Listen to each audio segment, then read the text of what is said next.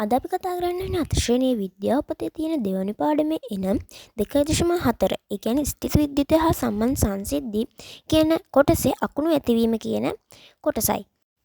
අකුණු ඇතිවීම කියලා කියන්නේ වලාකුළු මතු පිට ඇති ජල බිඳිති එකිනෙක ගැටීම නිසා ස්ථිත විද්‍යුත ආරෝපණය ඇතිවීමයි.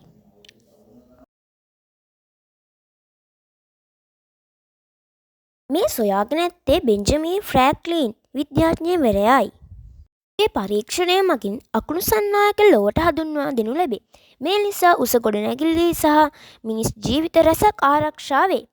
අකුණු ගසන අවස්ථාවක නොකළ යුතු දේවල් නම් එළිමානේ සිටීම, විදුලි උපකරණ භාවිතා කිරීම, ජංගම දුරකථන භාවිතා කිරීම, ජල ක්‍රීඩා කිරීම. මම මාගේ මෙම වීඩියෝ මෙතනින් අවසන් කරනවා. ඔබ සැමට සුබ දවසක්.